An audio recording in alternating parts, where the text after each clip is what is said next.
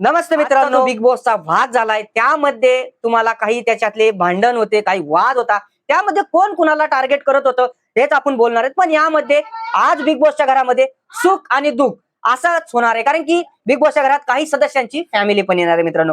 तर सुरुवातीला सांगायचं गेलं तर रेवा बोलते की राखी सगळं हे फक्त गेम साठी करत आहे. म्हणजे आपण बघतोय की राखी पूर्णपणे प्रेमात पडली कुणाच्या राकेश बापटच्या, आणि राकेश बापट फक्त बोलतोय की आपण फक्त एक फ्रेंड आहोत.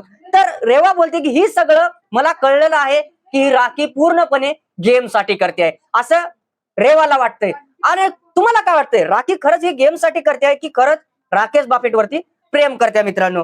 आणि तसं बघायला गेलं तन्वी बोलते आहे की नवीन वहिनी कोण, म्हणजे तन्वी जेव्हा बोललं होतं, राखी जेव्हा बोलते वहिनी आहे घरात, मग तन्वी बोलते कोण वहिनी, तेव्हा राखी डायरेक्ट बोलती फक्त आणि फक्त आपण फ्रेंड आहोत. कोण, राखी आणि राकेश बाबा बोलतात की हे जरा त्यांचं प्रश्न संभाषण झालं, त्यामध्ये राखी डायरेक्टली बोलते की आपण दोघं फक्त फ्रेंड आहोत.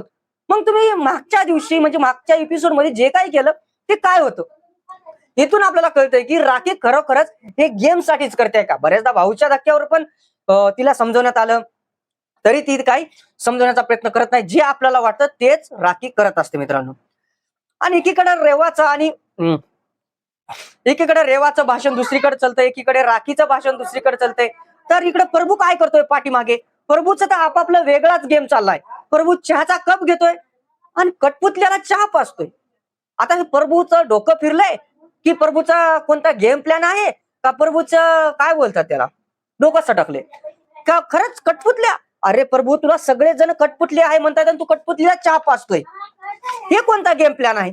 बरं झालं त्या कटपुतल्याने चहा नाही पिला, नाही तर चहा जर त्या कटपुतल्या पिल्या असत्या ना, आज बिग बॉसचे सदस्य सगळे घराबाहेर झाले असते आणि हा बिग बॉस कटपुतल्याच खेळले असते मित्रांनो. ते सोडा, आपण मुद्द्याकडे वळूया. आणि राखी जेव्हा बोलत असते, ते राखी जेव्हा बोलते ना तेव्हा तिच्या समोर कोणीही बोलू शकत नाही. कारण राखी डायरेक्ट बोलते की मला जर कोणी बोलायला आलं, माझ्या बोलण्यापुढे कोणीही थांबवू शकत नाही. हे खरोखर आहे. राखी जेव्हा बडबड करते ना, त्या तिच्या समोर कोणीही थांबवू शकत नाही. ती शेवटी मग रुचिता का असणार आणि तन्वी का असणार, त्यांना माघार घ्यावाच लागतं मित्रांनो. हे डायरेक्टली राखीनच बोललेले. आणि त्यानंतर राखीने डायरेक्टली रेवाचा बाप काढला मित्रांनो. हे कुठेतरी चुकलेलं आहे राखीचं. कोणाचाही कशाला बाप काढायचा, तुम्ही तिथे गेम खेळायला गेलात, तुम्ही गेम खेळा, दुसऱ्याच्या फॅमिलीला तिथं इन्व्हॉल्व का करता? समजा आता फॅमिली इंटर होणारच आहे, समजा रेवाच्या बहिणी आल्या, समजा वडील आला असता, तर राखीबद्दल त्या वडिलाच्या मनामध्ये काय असलं असतं, कारण की रेवाचे वडील काढले तिने डायरेक्टली. हे पूर्णपणे चुकीचं आहे. भाऊच्या धक्क्यावरती ह्या पॉइंटवरती राखीला बरोबर भाऊ विचारणार मित्रांनो, हे लिहून घ्या तुम्ही. आणि एकीकडे राखीला काय झालं काय माहिती, सगळ्यांचं मन जिंकण्यासाठी सगळ्यांचे कपडे जमा केले, धुणं धुण्याचं नाटक होतं का तिचा तो प्लॅन होता, काही माहित नाही. तिचा प्लॅनच असू शकतो. ती साधारणपणे ती काहीही करत नसते.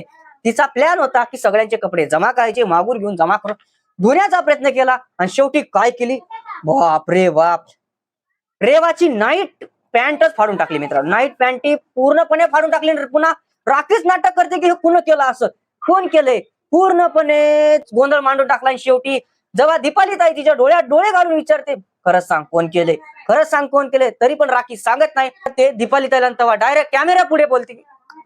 हे माहिती होतं हे कांड राखी शिवाय दुसरं घरामध्ये कोणीच करणार आहे, हे माहितीच होतं आम्हाला.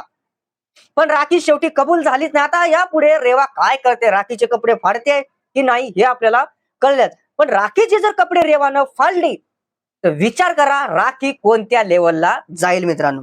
आणि हे राखी जाणून बुजून रेवाला टार्गेट करते मित्रांनो, रेवाला चिडवण्याचं काम करते. रेवा लवकरात लवकर रिॲक्ट होते, म्हणून जाणून बुजून राखी तिला चिडवण्याचं काम करते मित्रांनो, मुद्दाम. हे राख बसून रेवाला दूर करण्याचा प्लॅन आहे. असंही रेवा आता राकेशला बोलत नाहीये जास्त प्रमाणामध्ये.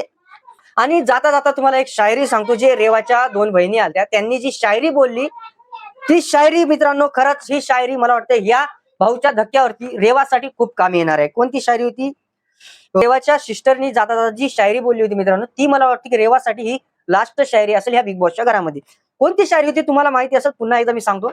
नसीब में होगा तो फिर से मिलना होगा, अब बिग बॉस ने बोला है घर से निकलना होगा. मला वाटतं ही शायरी रेवासाठी परफेक्ट आहे. आणि या विकेंड मध्येच रेवा बिग बॉसच्या घरातून जाण्याचे चान्सेस जास्त आहे. हे मला वाटतं तिच्या बहिणीला कळालंय का की रेवाचाच एक्झिट जास्त आहे. आता बघू काय होणार आहे पुढचे, आपल्याला कळणारच आहे मित्रांनो. रेवाच्या बहिणी असो, या संकेतची बायको असो, या विशालचे वडील असो, हे सगळेच जेव्हा येत असतात तेव्हा राखी पोस्ट जरी असली ती तर आपल्या हालचालीप्रमाणे येऊन सगळ्यांसोबत मिळून राहते. कारण राखीचं या जगामध्ये दुसरं कोणीच नाही मित्रांनो.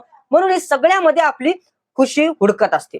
असं पण आपल्याला दिसलंय मित्रांनो. पण अशाच अपडेटसाठी सबस्क्राईब करा मित्रांनो आणि लाईक करायला विसरू नका. शेअर तर नक्कीच करा मित्रांनो. धन्यवाद.